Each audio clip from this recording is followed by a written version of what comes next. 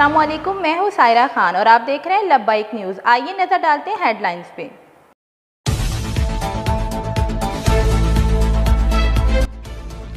पंचकोट में घर में घुसकर फायरिंग, 7 मजदूर जाँ भाग, 1 जख्मी। पुलिस के मुताबिक मकान में मजदूर रिहाइश पजीर थे जिनका ताल्लुक पंजाब के मुख्तलिफ इलाकों से था। लाशों और जख्मियों को पंचकोट डिस्ट्रिक्ट अस्पताल मुंतकिल कर दिया। सदर आसिफ अली जरदारी की पंचकोट वाक़े के मुजम्मत जाँ बहक अफराद के लवाहिकीन से इजहार ताज़ियत। सदर का दहशतगर्द अनासर के खिलाफ मौसर कार्रवाई पर जोर, एक बार फिर दहशतगर्दों ने मजदूरों पर वार किया है। बेगुनाह शहरियों के कत्ल का हिसाब लेंगे वज़ीर आला मरियम नवाज की भी मुजम्मत। कामरान टेसूरी ने कहा, मजदूरों को बेदर्दी से कत्ल करने वालों को कड़ी सजा मिलनी चाहिए। वज़ीर आला सिंध मुराद अली शाह ने मुजम्मत करते हुए कहा कि ऐसे वाक़ियात कौमी यकजहती को नुकसान पहुँचाने की साजिश है।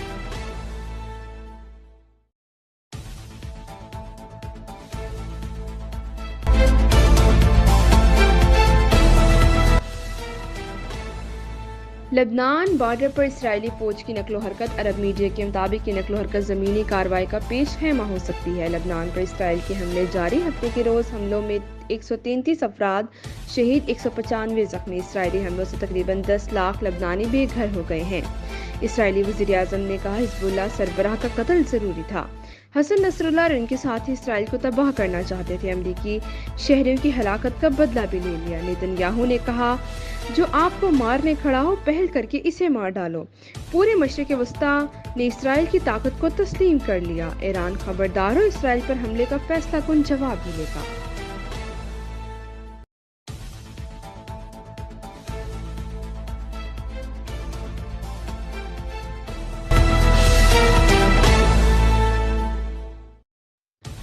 इसराइली फौज ने कहा, हदफ पर सोइक शाम के बम बरसाए गए। हर 2 सेकंड के बाद बारूद इसी निशाने पर गिराया गया।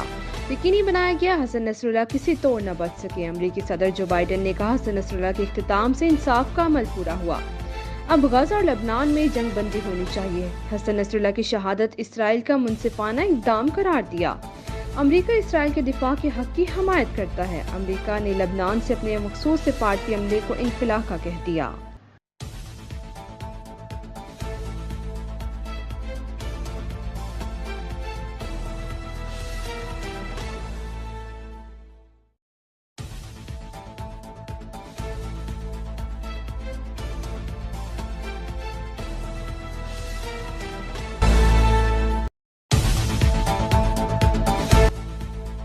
इसराइल ने हसन नसरुल्लाह को भी शहीद कर दिया। हिज़्बुल्लाह ने अपने सरबराह की हलाकत की तस्दीक कर दी।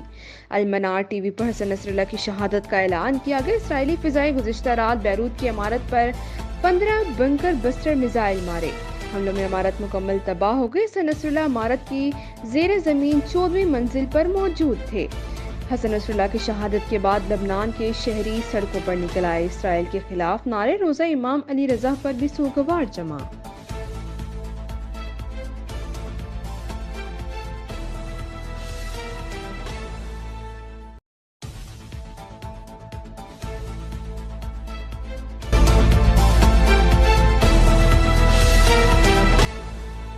गज़ा फ़लस्तीन की हमायत में जंग जारी रहेगी। लेबनान और इसकी अवाम के दिफा में इसराइल पर हमले जारी रखेंगे।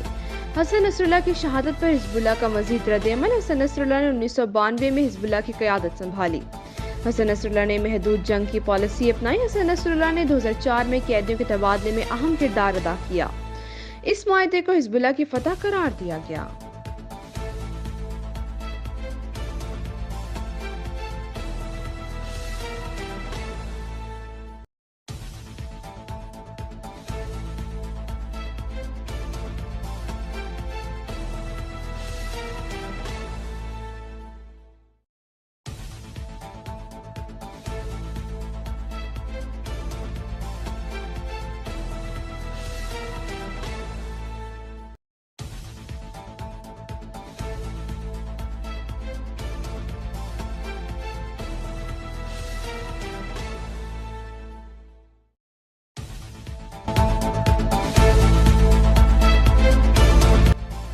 हसन नसरुल्लाह पर इसराइल हमले के बारे में अरब टीवी के तज्जिया निगारों का कहना है, हमला 84 MK मिसाइल से किया गया। ये बंकर शिकन मिसाइल 920 किलो बारूद से भरा होता है। یہ میزائل زمین میں 30 میٹر تک مار کرنے کی صلاحیت رکھتا ہے۔ یہ میزائل F-15 لڑاکا طیاروں سے گرائے گئے۔ حسن نصر اللہ پر MK-84 کے علاوہ 80 دیگر میزائل بھی برسائے۔ مجموعی طور پر اس حملے میں 2000 کلو بارود استعمال ہوا۔ تجزیہ نگاروں کے مطابق حزب اللہ کا ہیڈ کوارٹر زیر زمین تھا، جس کا پتہ اسرائیلی جاسوسوں نے لگا لیا تھا۔ حملے سے پہلے اسرائیلی فوج نے پورے علاقے کا مواصلاتی نظام مفلوج کر دیا تھا۔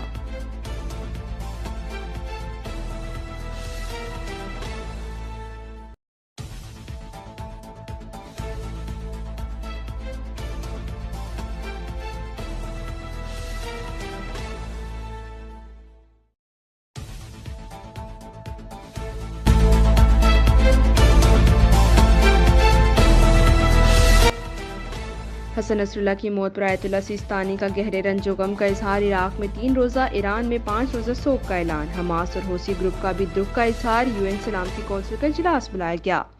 ترک صدر نے کہا اسرائیل نے لبنان کو اپنا نیا ہدف بنا لیا ہے۔ عالمی ادارے اسرائیل کو روکے، روس کا اسرائیل سے حملے روکنے کا مطالبہ۔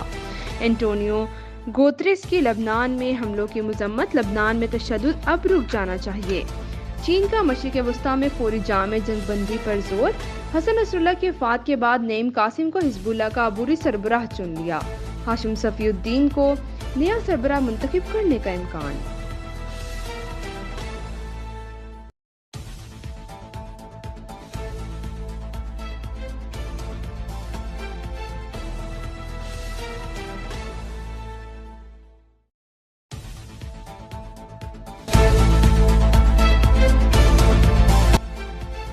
Supreme court practice and procedure committee کے میٹنگ اینڈ منٹس جاری۔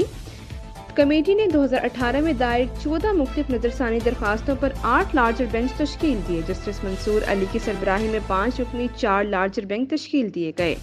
63A نظرثانی کیس چیف جسٹس کی سربراہی میں 5 رکنی بینچ کی تشکیل۔ چیف جسٹس کا بینچ 30 ستمبر کو 63A نظرثانی کیس کی سماعت کرے گا۔ متضاد فیصلوں پر چیف جسٹس یحییٰ کی سربراہی میں 5 رکنی بینچ تشکیل۔